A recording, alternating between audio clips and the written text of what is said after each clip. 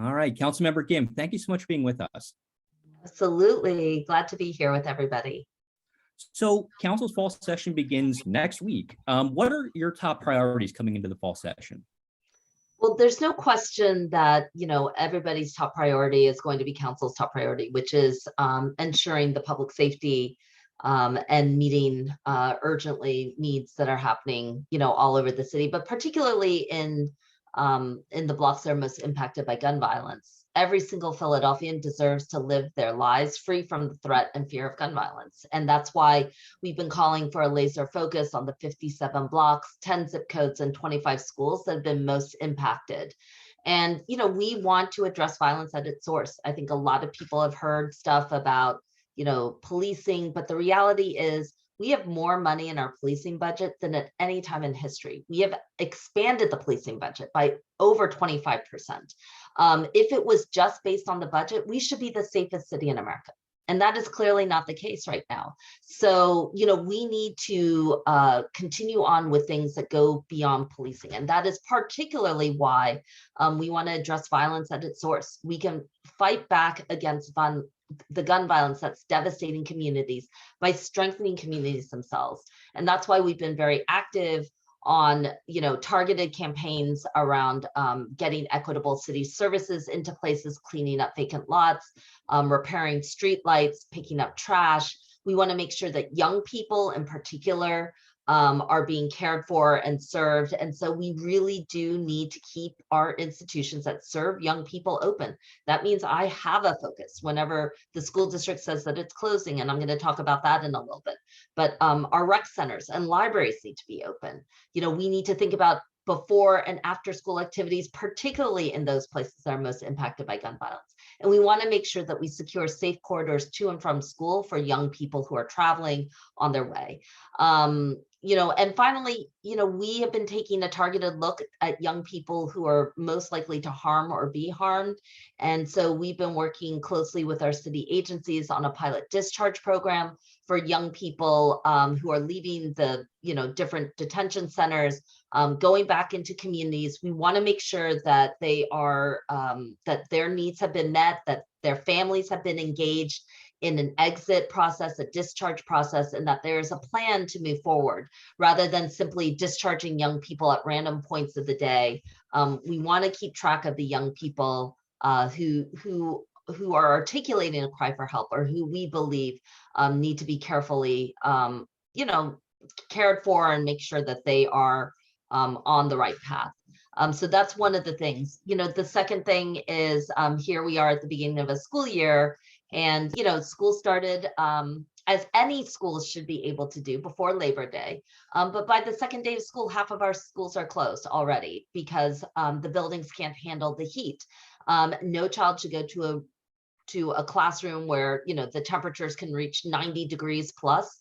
But we need to figure something out. I worked really hard in 2018 to make sure that we would have a plan around air conditioning schools. And unfortunately, I do not think that the school district has held to that kind of plan. We saw schools both at the end of last year and at the beginning of this year whose air conditioning situations were easily or relatively easily remediated. It wasn't because, there was a massive problem with the building or anything like that. So we need an aggressive plan to make sure that that is the case. We want to make sure that, we have school safety zones with increased police patrol around schools in violence impacted neighborhoods. And I will, continue to ensure that we have responsible staffing in schools, that young people start the year supported with schools and their teachers ready to go. I can't tell you what it means to start a school year where there's constant interruption. Kids can't get their footing on the ground, families are disrupted. So we really need to normalize a responsible, stable school opening. There's going to be so much more that comes into play during this year, but at least promise our young people that, there is stability for them. There's a safe place for them. There's a cool and dry place for them. And there's a place of opportunity for them as well. When you had mentioned the the discharge plan. Is that legislation you'll be introducing this fall? So that is not legislation. We don't actually have to legislate around a lot Okay. of things. I don't actually think that legislation is the answer. Legislation is the start of things, especially when there are areas that have been uncharted. Legislation makes a plays a very important role. Legislation plays a very important role on the back end when we know something's working and we want to get everybody else online. But actually, the pilot discharge program for our young people at the detention centers has nothing to do with legislation. It's about coordination. It's about getting multiple agencies together. That includes our district attorney, our municipal courts, our defenders association, a school district probation department, and DHS, and the families of the young people themselves to come together in a broad-based meeting to ask these young people what it is that they actually need. Are they safe? Do they feel safe when they are discharged? What is their emergency plan before they reach the first adult within the system? Do they have a safe home to go back to? Do they need to be relocated? And we want, an opportunity both for them to articulate concerns or fears as much as we do an analysis from the external about us needing to reach out to these young people themselves. So one of the key drivers of violence in the city is poverty, and you've championed some very effective housing measures in the past. But coming into this fall, what steps do you think other steps should council be taking to sort of start to break that 26% poverty rate? Yeah, well, one of the most important things that we do is that poverty is not just a number. It is not how much you earn in an hour or how much you earn in a year. It is actually a lived experience. And one of the most common experiences of those who live in poverty is an eviction. Evictions are disruptive. They literally come with a knock on the door and everything out of the house, including yourselves and all your most valuable belongings, out of the house within 10 minutes. They are traumatic, and they usually result in individuals not finding better housing. They often find more substandard housing, struggle even more with payments and other types of things. So it's a downward spiral. And, Philadelphia, unsurprisingly, pre-pandemic was the 4th highest evicting city in the country. We did almost 22,000 evictions a year. That's basically 500 a week, 100 a day. Maybe you get 10 minutes in front of a judge to plead your case, even if you even make it to the courtroom. And so we wanted to show what could happen if we made a concerted effort to ensure that actually we don't make evictions the first measure of recourse, but actually a measure of last recourse. And over the last several years, Philadelphia has been engaged in one of the most successful efforts to reduce if not end poverty-based evictions here in the city of Philadelphia. We have reduced evictions by almost 70% in one of the highest evicting cities in the country. We have distributed hundreds of millions of dollars in rental assistance efforts. We have supported housing counselors in neighborhoods to help families and individuals, including landlords, find options to an eviction. And in return, if there is an eviction that moves its way into court, we've reduced the delay time from 90 days to 30 days. So in fact, when evictions do have to move their way through court, we can see a speedier resolution, and we can start to deliver, we can figure out what happens, with families and make sure that we're keeping families stable. So, my interest is that we are going to continue that. We're likely to take a look at the legislation, the enabling legislation that allows for the eviction diversion program, which is, praised by the Biden White House, held up as a model, and has been replicated in almost 36 states now. So, it's a good thing that there have been some success stories, some lessons learned out of COVID, out of the crisis that we've dealt with.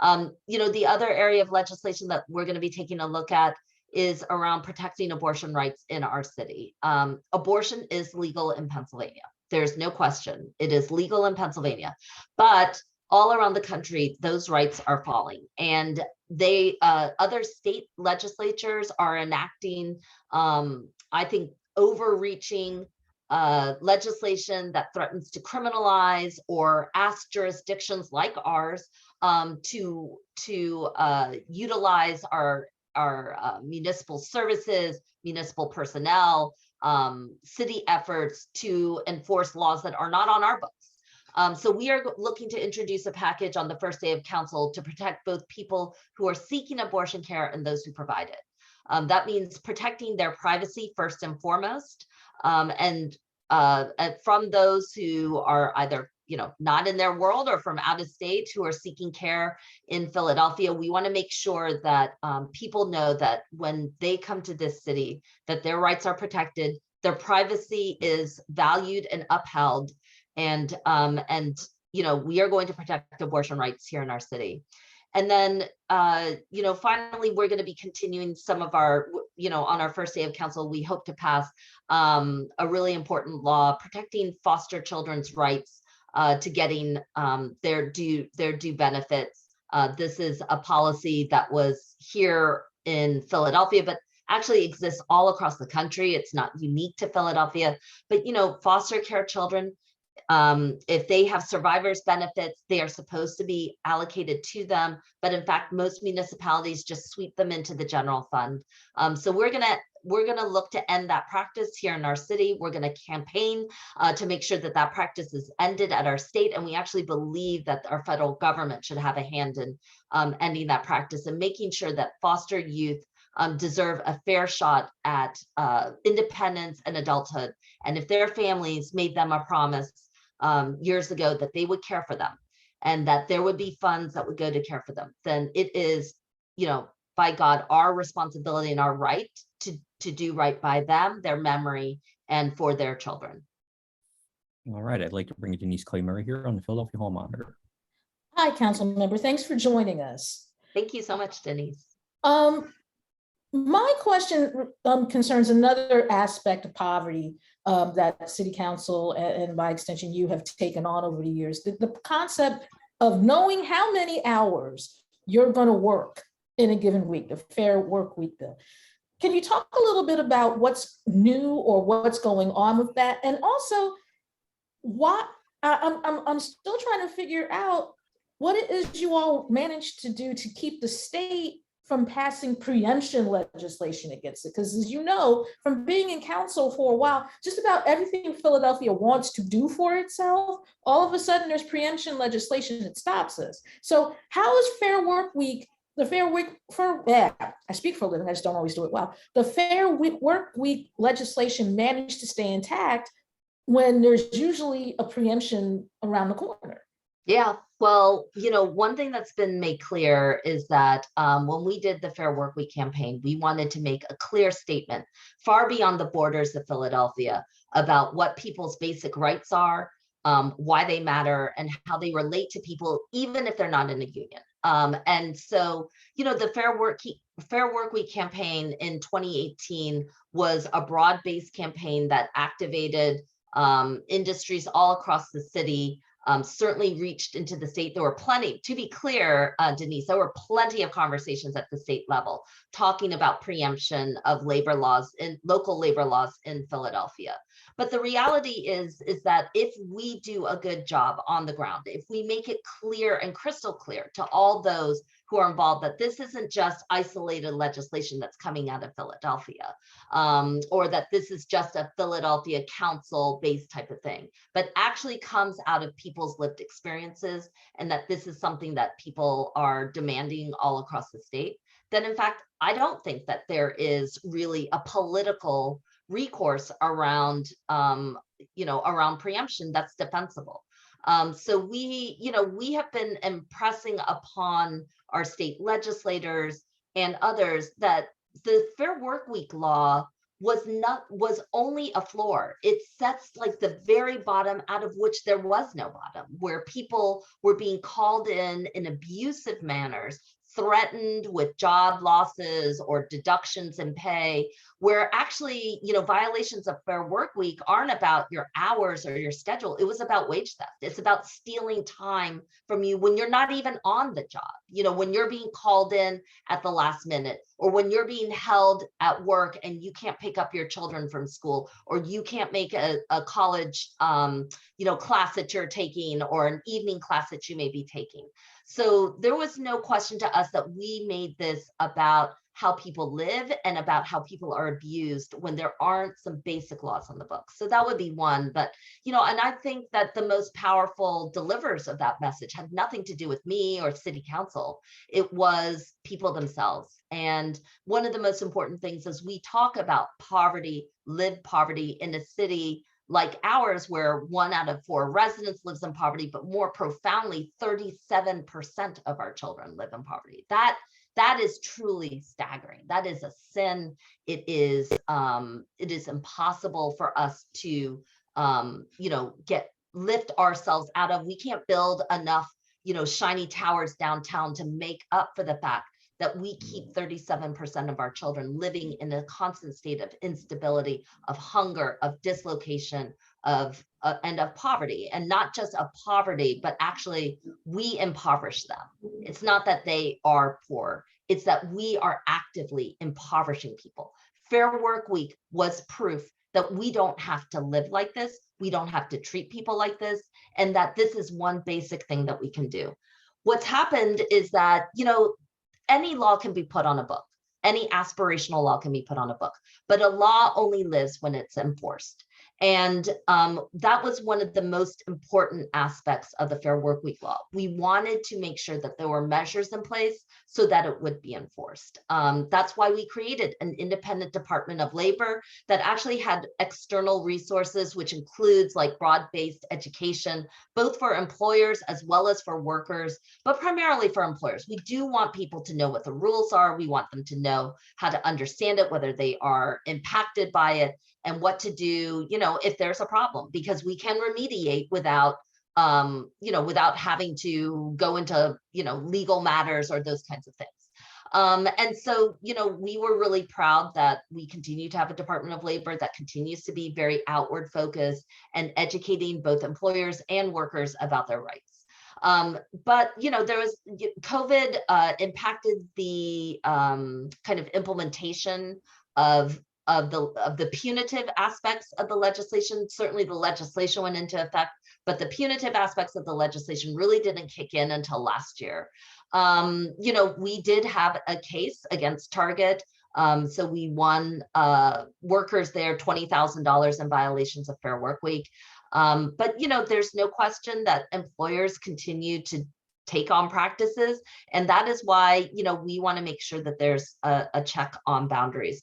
About a month ago, I think it was last month, workers filed a massive class action lawsuit against Walmart for violations of the Fair Work Week law. Should it go into effect, the settlement could be significant, one of the largest we may see, not only here in our own city, but potentially around the country.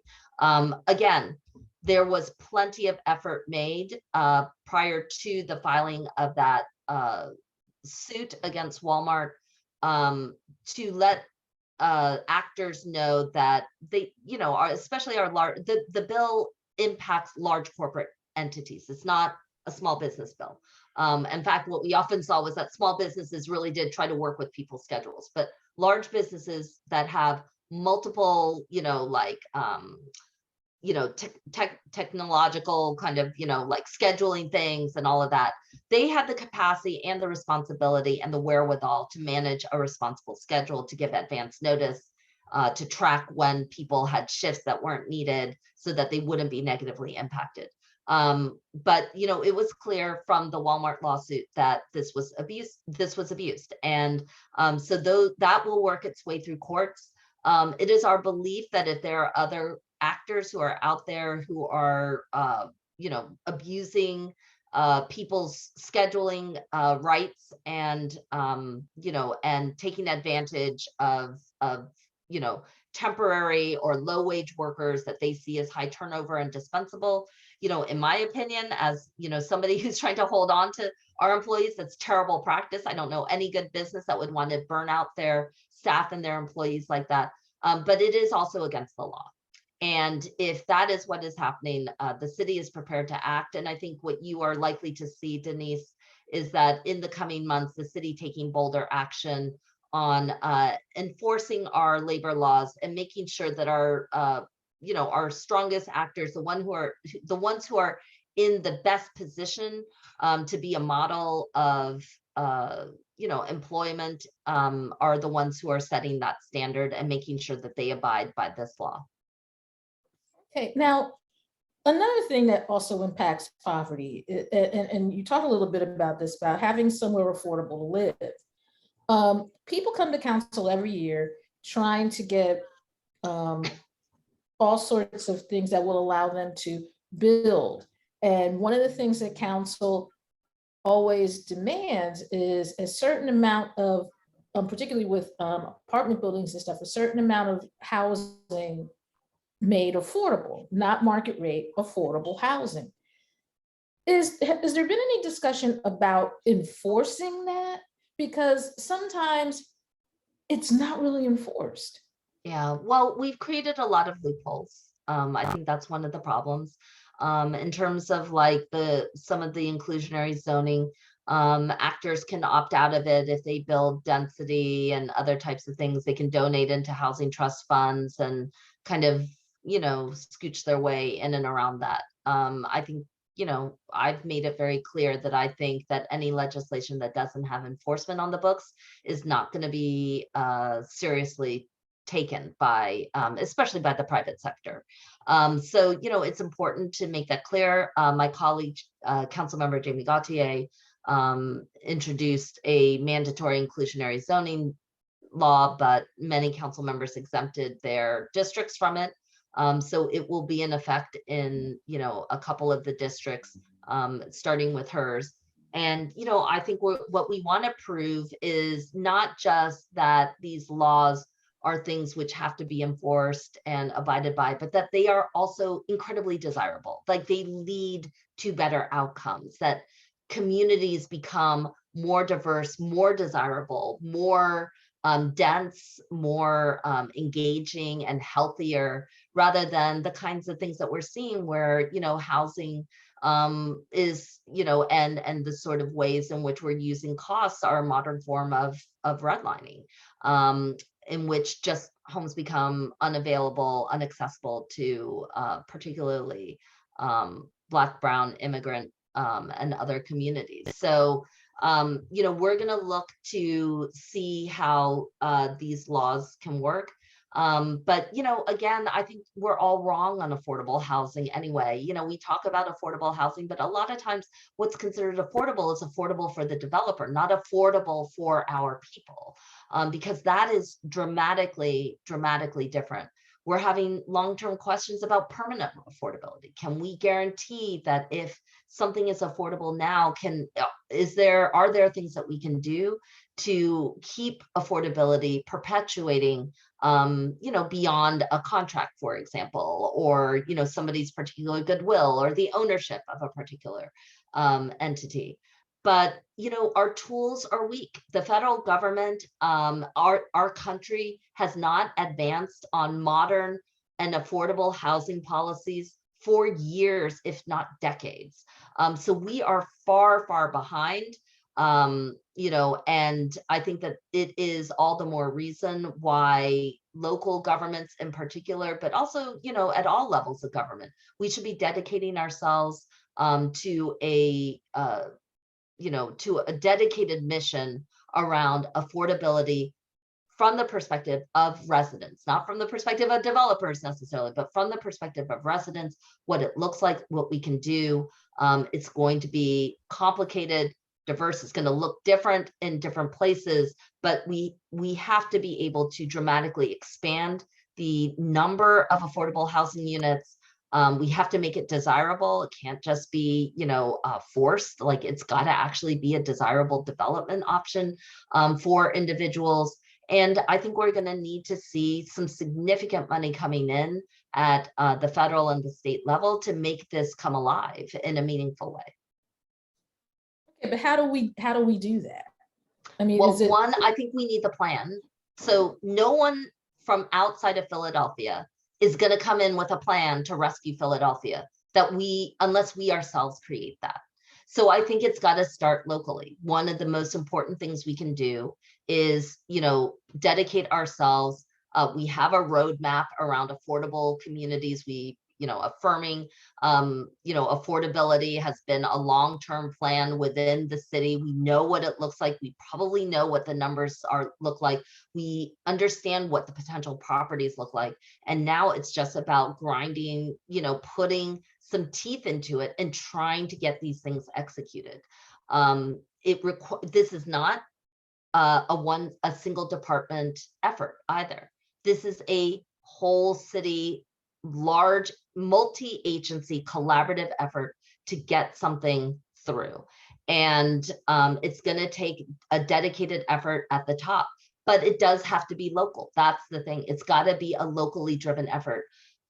No one's going to give us money for a housing plan that we have not created, or we don't have any idea where it's going to go. It's not going to reflect our residents' needs. It's not going to respond to neighborhoods and communities unless we ourselves do it. So, this is a task. I think, Councilmember Gautier and enforcing the mandatory inclusionary zoning bill is going to get a good sense of how developers respond to it. But we ourselves have a lot more work to do in combination with PHA, with Housing and Planning, with the Office of Homeless Services, with DHS, the School District of Philadelphia itself. These are all the things that we have to be taking a look at. But I'm not giving you an easy roadmap here, because we've been stuck on this issue for 4 decades. This is not gonna, just like right itself magically. And in many ways, I'm not sure how much of it can just solely come out of council. Council can provide some tools. Again, I think we basically have a roadmap. We kind of understand. The problem is not just with any of that. It's with who can bring the parties together to really force action, solutions, and execution over the course of the next 5 years, and then a decade, and then beyond. Okay, well, thank you, Council Member. I'm going to turn it back over to Larry McGlynn, and you're listening to Hall Monitor on WPPM. Thank you, Denise. Councilmember, I just have 2 quick things for you here. What should the city do with its budget surplus? Well, I don't think it's an actual surplus, is what I will say. We are short on staffing literally everywhere, everywhere. We are in desperate need for pulling things, getting staffing. We can't open, we tried to get rec centers open on weekends. We don't really have regular weekend hours at any rec center unless there's somebody who's privately funding it themselves. And that's not really what I consider a regular opening of rec centers. We can't get our libraries open even 5 days a week, much less like normal communities have libraries that are open stably 7 days a week year round. So we have things that we need to do. Now, what I will say is that if you have this amount of money, you need to think strategically. You can't spread, the money too thin across, a wide swath of need. You actually have to start with your most important areas. For me, again, I've made it very clear. We know that there are concentrated areas of violence in our city. So on those 57 blocks, on those 10 zip codes, around those 25 schools, we should be flooding that zone with resources, support, safe passageways. We should be driving staffing there. We should be engaging, employing. We should be guaranteeing employment to young people or programming for them out of those areas, out of those schools, and out of those zip codes, because we need to repair the harm that has been done, if it is ever to even have a chance of being remediated or healed. So, we've been very clear that, whatever money is there has been artificially inflated because we're just down. I mean, we're down officers in our police department. We're down inspectors in LNI. We're down school staff. We're down, DHS workers, so that we can make sure that people aren't kept in an office building, little children aren't kept in an office building. So we have a lot of work to do. One of the most dangerous things we've got right now is the fact that we have a crisis of faith in government. And that is more dangerous to us than like kind of economic crises, which, you know, many people have to weather, and there are like things that we can do. But when people lose faith in government itself and its ability to deliver services, we have very little to offer other than ourselves. We're not offering a lot of times the shiniest thing on the platter. We are offering equity. We are offering city services that can be a cavalry when nothing else is there. We are offering like a chance for opportunity to identify problems or identify openings for ourselves. And you can only do that through people. You can only do that through people. So I'm very cautious that I want to make sure that we are investing and not like, you know, dissipating resources that we've got at our disposal right now. We need to invest for the future. We need to invest in our staff. We need to invest in bringing back communities and neighborhoods that have been left far behind. And, you know, on that end, you know, I think that there's much more that we can and should be doing right now. What qualities are you looking for in a new mayor?